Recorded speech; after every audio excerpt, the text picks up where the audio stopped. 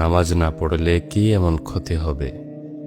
অমুক তো নামাজ রোজা কিছুই করে না, তাও সুখেই আছে।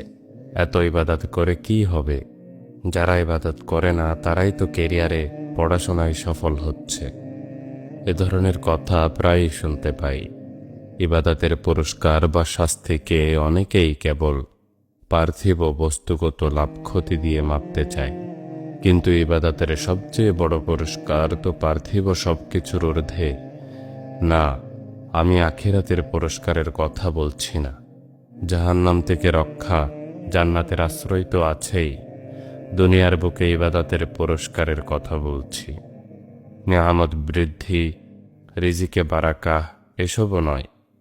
ইবাদতের সবচেয়ে বড় প্রাপ্তি অন্য কিছু, যেটার কথা আমরা ভুলতে বসেছি। কেউ কেউ তো জানেই না ইবাদতের সবচেয়ে বড় পুরস্কার হলো ইবাদতের স্বাদ, আল্লাহর নৈকট্য। ইবাদতের প্রশান্তি, আনন্দ যে একবার পেয়েছে সে জানে অন্য কোনো জিনিস এর কাছে তুচ্ছ। এজন্যই তো রাসূল সাল্লাল্লাহু আলাইহি ওয়াসাল্লাম সালাতকে তার চোখের শিথিলতা বলেছেন। আল্লাহর কাছে দোয়া করেছেন, কোরআনকে বানিয়ে দিন আমার হৃদয়ের বসন্ত, আমার চোখের জ্যোতি, আমার বেদনার মলম ও আমার দুশ্চিন্তার উপশম। ইবনে তাইমা রাহিমাহুল্লাহ বলতেন, এই পৃথিবীতেই একটি জান্নাত আছে। যে ব্যক্তি এই জান্নাতে প্রবেশ করতে পারবে না, সে পরকালের জান্নাতেও প্রবেশ করতে পারবে না। পৃথিবীর জান্নাত বলতে মূলত তিনি ইবাদত ও আল্লাহর নৈকট্য লাভের মাধ্যমে যে প্রশান্তি পাওয়া যায় সেটিকে বুঝিয়েছেন। তিনি আরো বলেন, রাজা বাদশাহরা যদি জানত আমরা ইবাদতে কত সুখ প্রশান্তি পাই, তাহলে তা ছিনিয়ে নেওয়ার জন্য আমাদের সাথে যুদ্ধ করতে আসত। তারা অহংকারের বশে ইবাদত করতে চায় না। তাদের অন্তর তো মৃত, মোহরাঙ্কিত। তাদের কথা আলাদা। কিন্তু কেউ কেউ আছেন যারা ইবাদত করা উচিত মনেও করেন না, আমল ইবাদত করার আগ্রহ পান না।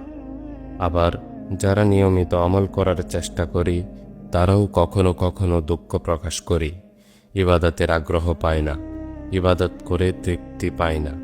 এর অন্যতম কারণ হলো আমাদের গুনাহ। প্রধানত আমাদের গুনাহ হয়ে আমাকে ইবাদতের স্বাদ থেকে বঞ্চিত করে, ইবাদতের স্বাদকে নষ্ট করে।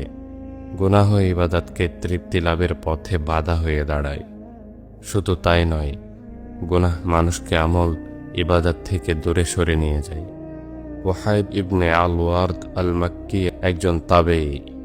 তাকে জিজ্ঞেস করা হয়েছিল, গুনাহ করার পরও কি ইবাদতের স্বাদ পেতে পারে? তিনি মন্তব্য করেছিলেন, না, গুনাহ করার কথা চিন্তা করলেই ইবাদতের স্বাদ কমে যায়। ইবাদতের স্বাদ যে কেবল বড় ধরনের গুনাহের লিপ্ত থাকলেই নষ্ট হয় তা কিন্তু নয়, ছোট ছোট গুনাহের কারণেও হতে পারে। যারা বেশি নেককার তাদের সামান্য ত্রুটি বিচ্যুতিতেও এমনটা ঘটতে পারে।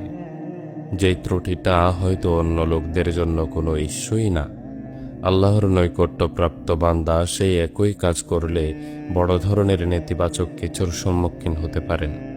তাই আমাদের নিজেদেরকেই খুঁজে বের করতে হবে আমরা কি এমন কোনো কাজে লিপ্ত হই বা হয়েছি যেটা আল্লাহ পছন্দ করেন না।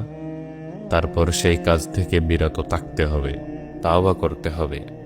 ভালো করে মনে গেঁথে নিই, তাওবা করার কোনো ক্ষতি নেই। আল্লাহর জন্য কোনো ত্যাগ স্বীকারে ক্ষতি নেই, উল্টো লাভ রয়েছে। হতে পারে আপনি একটা কাজে ভীষণভাবে জড়িয়ে পড়েছেন, ভাবছেন বড় কোনো গুনাহ না, তবে তা ছেড়ে দেওয়াই ভালো। কিন্তু ছেড়ে দেওয়াটা হয়তো কষ্টকর হয়ে যাবে। তাহলে কিন্তুটা বাদ দিয়েই ছেড়ে দিন।